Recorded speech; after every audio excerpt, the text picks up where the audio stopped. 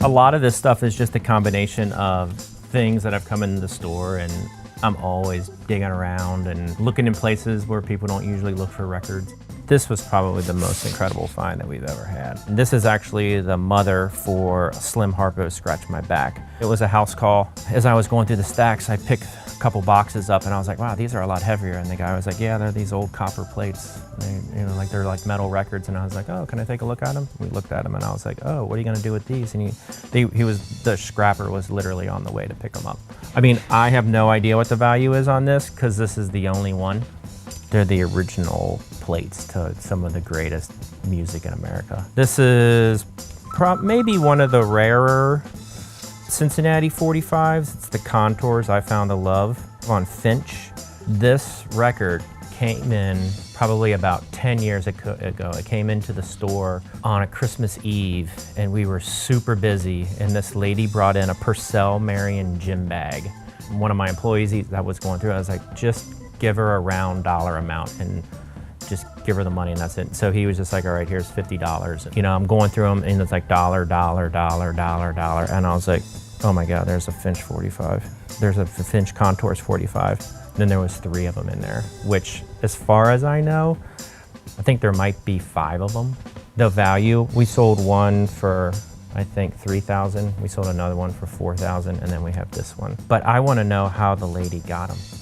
You know, like I would be more than happy to like split the money with her, but you know, she was here one day and then gone and that was it. So the Whale Feathers, the great Cincinnati psych band, they always kind of get second mention next to the Sacred Mushroom, but I like these records just as much. This is another like psych record that I like from Cincinnati called Faces of Jade. It was kind of real Beatles-esque. I think these go for like 400 or 600 now. Jim Allman, who was the main guy in the band, he is like the county auditor up in Lebanon, Ohio now. Here's a great 45. This is from the great Jimmy James Thomas, I Can't Dance. Probably maybe the first integrated band in Cincinnati.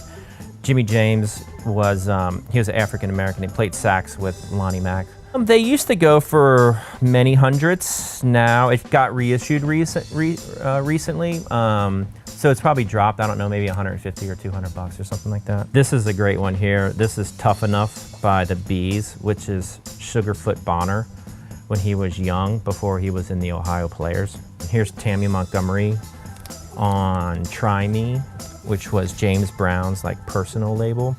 And then Tammy Montgomery later changed her name to Tammy Terrell and then recorded for Motown. This is called A Girl Like You, which is a pretty great Cincinnati garager. Baba Thomas, Miss Shake It, our theme song.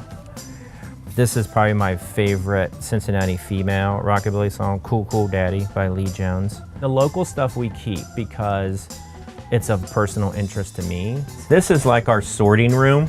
We're always looking for like local ephemera too. I mean, signed Billy Ward records and our photos and old King catalogs. The King pins, they were a King artist. Ivory Joe Hunter was King. Lula Reed, Sonny Thompson.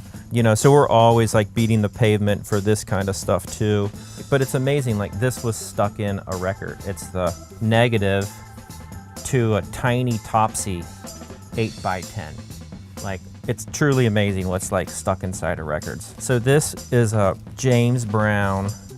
They were called black and brown stamps, and this was after the LA riots to kind of like get people in Watts to support black businesses. Like they would go to a business and then they would get X amount of stamps based on the amount of dollars that they would spend. These are all like James Brown tour programs. There's a picture of James Brown with Hubert Humphrey for his Stay in School, Don't Be a Dropout campaign at the White House. It's amazing, you know, we're kind of like, if we don't intercept the car on the way to the dump, it's all going to Rumpke, so you just never know. That's the great thing about like working in and owning a record shop is like every day you're learning something. Like every day I realize how much I don't know.